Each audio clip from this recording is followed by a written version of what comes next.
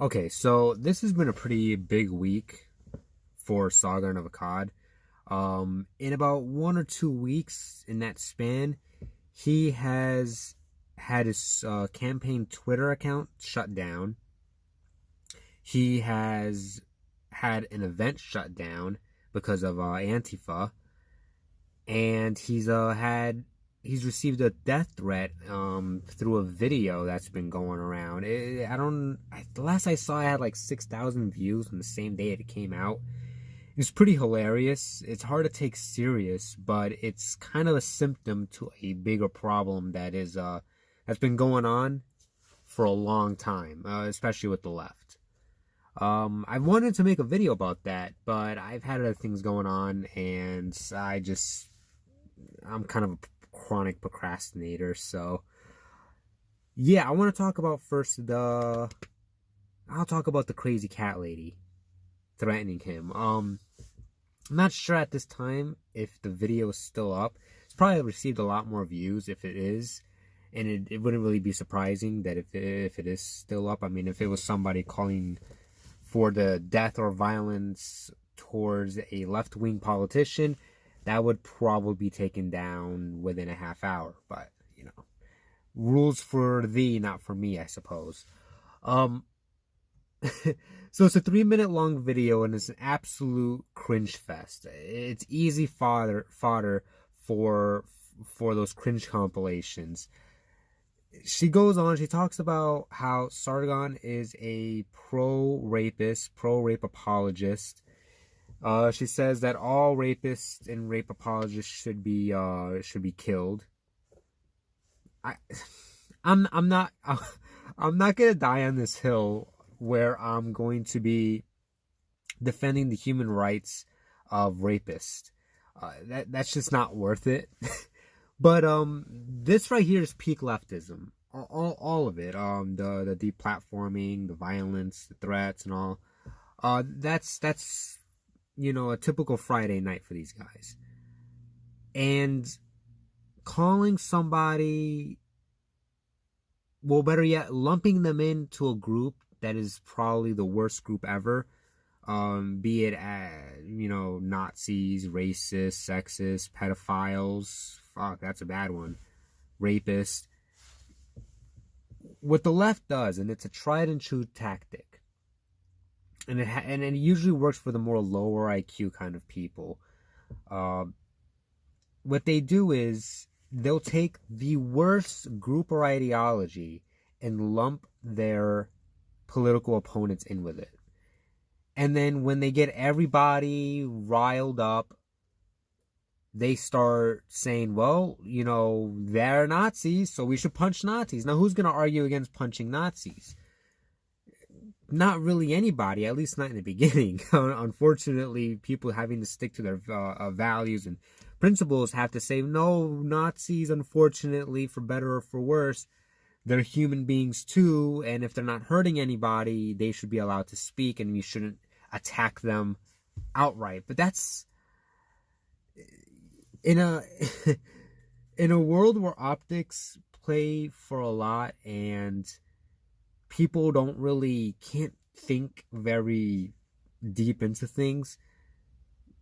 Making that argument is really hard to get going. It's not a really popular argument. And for the flip side, it's hard to say, well, communists deserve human rights too. I mean, one of my favorite world leaders is Augusto Pinochet because he threw communists off of helicopters. So, but they're people, so we shouldn't throw people who believe in redistribution of wealth off of helicopters. It's funny to joke about, but we shouldn't do it. We shouldn't punch Nazis if they're not hurting anybody. If they're just idiots talking shit on the internet. But this is what the left does. They will take the worst group imaginable and lump their opponents in with that group and then normalize violence against that group. So by default, people who would just be a run-of-the-mill garden variety conservative or libertarian or just right-wing would end up having violence committed against them. I'm not a Nazi. Carl Benjamin is not a rapist. Donald Trump is not a Nazi. But they've gotten lumped into that group. We've all gotten lumped into the worst groups imaginable. So now what's happening is we have groups like Antifa, the low IQ, very cowardly sort of people who will get together in big groups and attack Nazis. But they're not Nazis. They're just regular people who happen to have more right-wing beliefs. Just like I wouldn't call a run-of-the-mill Democrat who says, hey, you know, maybe a little health care or, you know, welfare is good. Sure, I can have disagreements with some of that, but I'm not going to call them a communist. You have to know when... You have to understand the ideology before you tack it onto somebody, because there are actual communists and socialists in the Democratic Party. There's actual communists and socialists in the Labour Party in Britain. To name just a couple, you have over here, you have Alexandria Ocasio-Cortez and Bernie Sanders. Over in Britain, you have Jeremy Corbyn. And what was his name? Something Owens or something. They're actual socialist / communist people. They will hold up banners of the sickle and hammer. These people are scum, but I don't think they should get punched, and I don't think they should be thrown out of helicopters. I don't think they should have any violence against them. I think it's quite sufficient to just pretty much own them in a debate. This is why they want to shut down debates, by the way, because they know we're not gonna, at this point, they'll push. They're pushing us, but at this point, they know we're not gonna go after them. They know that we're not going to enact violence onto them, or call for it. There's a few crazies out there who will, just on both sides. There's more so on the left, but on our side, not as much. The only thing is we're more extreme about it. I mean, the few crazies that are on our side will actually hurt people. Whereas there's more crazies on that side, but they're less likely to kill anybody. They'll come close to it. I mean, Berkeley, you had somebody getting beaten down by a shovel. And then you had the one guy who shot and almost killed Steve Scalise. So they're very liable to do it. They're just not as good at killing people. But this is what's going on right now. They're calling for violence and they're normalizing it against their political opponents on the right. They've been doing this for years, and this is getting worse. This is why people are saying, you know, we might have a civil war. Tim Pool made a video, I'm sure you've seen it, of how this country goes through 80-year cycles. And we're pretty much due at this point for a conflict, an internal conflict. The first internal conflict was the American Revolution, and then about 80 years after that, it was the Civil War, and then about 80 years after that, you know, this went international, but it was World War II. Now it's been 80 years, about. So, yeah, and then on top of that, you have people on the internet calling for violence against political opponents, and this is just mostly for the United States. I don't really know about the cyclical civil war nature of Britain, but to see this sort of stuff, it's a symptom. It's symptomatic of what's really going on in the left. And a crazy cat lady calling for violence against an MEP candidate doesn't seem like a big deal, but it's a straw in a huge bale of hay. And this is adding on more and more to it. And, I mean, if the video is still up, I would say it might have about 10,000 views at this point. A hell of a lot more than me. But, yeah, as a whole, it's not really a whole lot for an average YouTube video. I mean, a lot of YouTube videos get hundreds of thousands, tens and tens of thousands, millions of views. So it's not a whole lot, but just imagine one person that saw that video who is crazier than Crazy Cat Lady and might have the means to go and do something, might do it. It only takes one person. So Crazy Cat Lady, we may not take her seriously, but somebody might. That 1 in 10,000 chance. Somebody might. And this is where I kind of split a little bit in terms of speech with Sargon of Akkad. He's a free speech absolutist. He says everybody should be able to say no matter what. He does compromise, however, but he does still believe in them being allowed to say these things, but he does compromise on whether or not somebody should be allowed to threaten somebody or call for violence. I disagree. There should be no compromise. That's a violation of the non-aggression principle. You shouldn't call for violence on somebody, and you shouldn't threaten somebody. Anything that makes somebody afraid to use speech is a violation of free speech. Me using my speech to threaten somebody else might make somebody afraid of speaking their mind. That's oppressive. That's the line, and that's why not allowing somebody to threaten somebody or call for violence, in my opinion, and I think it's the right opinion, is not a violation of free speech. And this is kind of, in a way, it kind of like blowing back on Sargon, because, and he still might. I mean, he's a person of pretty high integrity. He'll still probably say, you know what, I disagree with her, threatening me, but she should still keep her YouTube channel or whatever. That's his opinion. But if somebody wasn't as ballsy as Sargon, and somebody did take that serious, they could stop campaigning. They could step down because they're afraid of having violence on them. And that's not right, and that's not fair. That's a violation of another person's rights. So that's where I completely say no. That's the line on speech. Threats and calls to violence. That lady, her video should be taken down. If anything, just for YouTube to be consistent with their rules. Because I sure as hell know if I did something like that, even with my couple dozen viewers, I would be taken down. Of course I would. I don't even think I'd fly under. I don't think I'd be able to fly under that radar. So yeah, she should be taken down, and authorities from wherever she lives. She spoke in English, but she had a pretty heavy accent. Should look into her wherever she lives. I'm sure it's a violation of the law wherever she is. And it kind of segues into another thing that happened to Sargon, and that was an event of his being shut down because of Antifa. And now these are the low IQ people I'm talking about who take these sorts of videos seriously.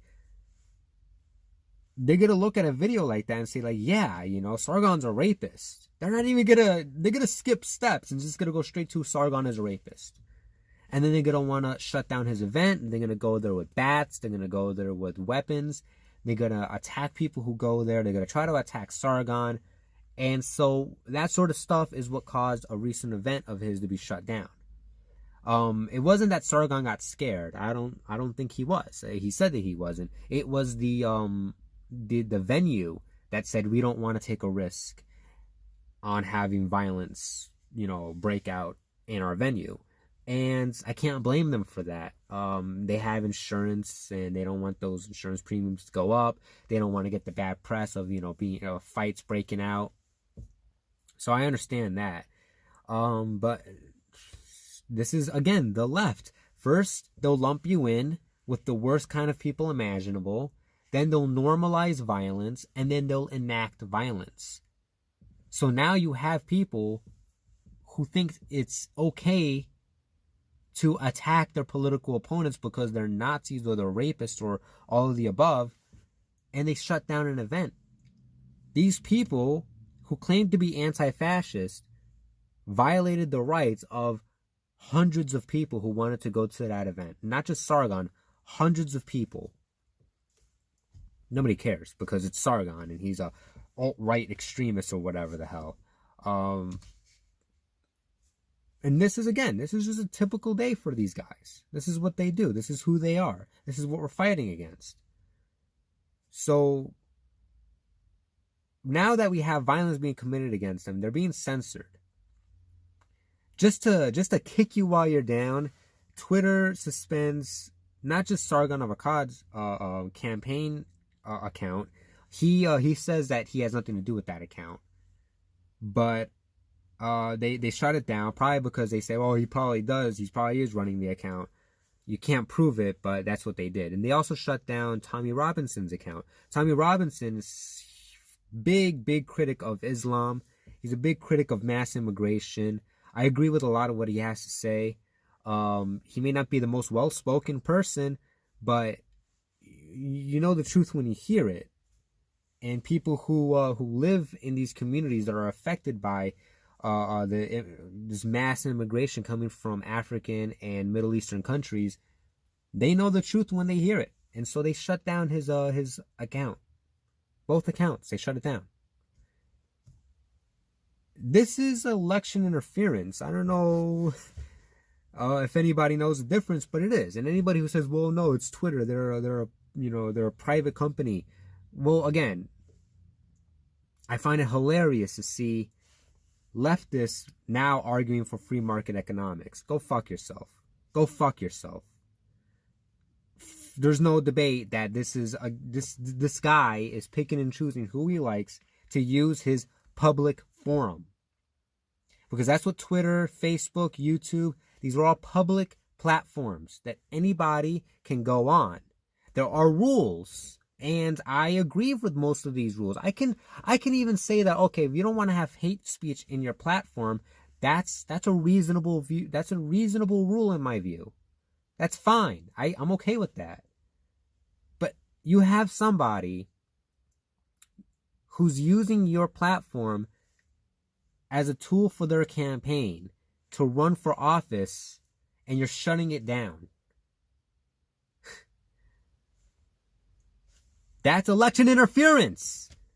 You want to say that Russia interfered in U.S. elections because of Facebook ads and because of Russian bots on Twitter? But Twitter themselves shut down Sargon's and Tommy's Twitter accounts for their campaign. That's election interference.